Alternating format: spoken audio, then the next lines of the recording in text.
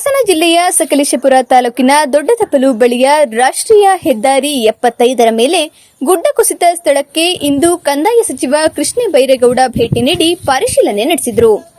ಬಳಿಕ ಮಾತನಾಡಿದ ಅವರು, ರಾಜ್ಯದ ವಿವಿಧೆಡೆ ಭಾರೀ ಮಳೆಯಿಂದ ವಿವಿಧೆಡೆ ಭೂಕುಸಿತ ಹಾಗೂ ರಸ್ತೆಗಳು ಹಾಳಾಗಿದ್ದು, ಕರ್ನಾಟಕ ರಾಜ್ಯದ ವ್ಯಾಪ್ತಿಗೆ ಬರುವ ರಸ್ತೆಗಳಲ್ಲಿ ಭೂಕುಸಿತ ತಡೆ ಮಾಡುವ ಕೆಲಸಗಳನ್ನು ಕೈಗೊಳ್ಳಲು ಹಂತ ಹಂತವಾಗಿ 300 ಕೋಟಿ ರೂಪಾಯಿಗಳ ಯೋಜನೆ ಕೈಗೆತ್ತಿಕೊಳ್ಳಲು ಈಗಾಗಲೇ ಮುಖ್ಯಮಂತ್ರಿಗಳು ಸೂಚನೆ ನೀಡಿದ್ದು, ವಿಶೇಷವಾಗಿ ಮಲೆನಾಡು ಭಾಗದ ಜಿಲ್ಲೆಗಳಿಗೆ ವಿಶೇಷ ಆದ್ಯತೆ ನೀಡಿ ಹೊಸ ಮಾರ್ಗಸೂಚಿಗಳನ್ನು ತಯಾರಿಸಿ 1 ವಾರದ ಒಳಗಾಗಿ ಎಲ್ಲಾ ಜಿಲ್ಲೆಯ ಜಿಲ್ಲಾಧಿಕಾರಿಗಳಿಗೆ ಪ್ರಸ್ತಾವನೆ ಸಲ್ಲಿಸಲು ಸೂಚನೆ ನೀಡಿದ್ದೇನೆ ಎಂದರು. ನಿನ್ನೆ ದೊಡ್ಡತಪ್ಪಲು ಬಳಿ ಮಂಗಳೂರು ಬೆಂಗಳೂರು ರಾಷ್ಟ್ರೀಯ ಹೆದ್ದಾರಿ ಮೇಲೆ ಭೂಕುಸಿತ ಉಂಟಾಗಿದ್ದು, ಅದೃಷ್ಟವಶಾತ್ ಯಾವುದೇ ಪ್ರಾಣಾಪಾಯ ಸಂಭವಿಸಿಲ್ಲ. ರಾಷ್ಟ್ರೀಯ ಹೆದ್ದಾರಿ 75ರ ಶಿರಾಡಿ ಘಾಟ್ನಲ್ಲಿ ಕಳೆದ 20 ವರ್ಷದಿಂದ ಅನೇಕ ಸಮಸ್ಯೆಗಳನ್ನು ಎದುರಿಸುತ್ತಾ ಬಂದಿದ್ದೇವೆ. ದೊಡ್ಡ ಸವಾಲುಗಳ ನಡುವೆಯೂ ರಾಷ್ಟ್ರೀಯ ಹೆದ್ದಾರಿ ಪ್ರಾಧಿಕಾರ ಹೆದ್ದಾರಿ ನಿರ್ಮಾಣಕ್ಕೆ ಮುಂದಾಗಿದೆ.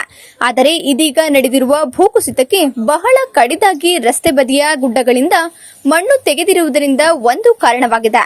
ಈ ಬಗ್ಗೆ ರಾಷ್ಟ್ರೀಯ ಹೆದ್ದಾರಿ ಅಧಿಕಾರಿಗಳ ಗಮನಕ್ಕೆ ತರಲಾಗಿದ್ದು, ಮುಖ್ಯಮಂತ್ರಿಗಳ ಮೂಲಕವೂ ರಾಷ್ಟ್ರೀಯ ಹೆದ್ದಾರಿ ಪ್ರಾಧಿಕಾರಕ್ಕೆ ಪತ್ರ ಬರೆಯುವ ಮೂಲಕ ಇಲ್ಲಿನ ಸಮಸ್ಯೆಗಳ ಬಗ್ಗೆ ಮನವರಿಕೆ ಮಾಡಿಕೊಡಲು ಮನವಿ ಮಾಡಲಾಗುವುದು ಎಂದರು.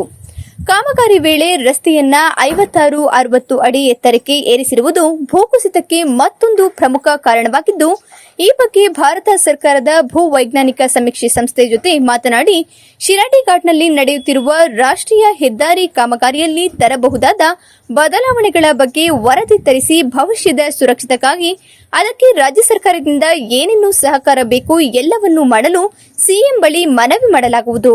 ಜೊತೆಗೆ ಮುಂದಿನ ಕಾಮಗಾರಿಗಳಲ್ಲಿ ಕೂಡ ಎಚ್ಚರಿಕೆ ವಹಿಸುವಂತೆ ಸೂಚನೆ ನೀಡಲಾಗುವುದು ಎಂದರು. ಈ ಸಂದರ್ಭದಲ್ಲಿ ಶಾಸಕ ಸಿಮೆಂಟ್ ಮಂಜು, ಜಿಲ್ಲಾಧಿಕಾರಿ ಸಿ ಸತ್ಯಭಾಮ, ಸಿಇಒ ಪೂರ್ಣಿಮಾ ಹಾಗೂ ರಾಷ್ಟ್ರೀಯ ಹೆದ್ದಾರಿ ಪ್ರಾಧಿಕಾರದ ಅಧಿಕಾರಿಗಳು ಇದ್ದರು.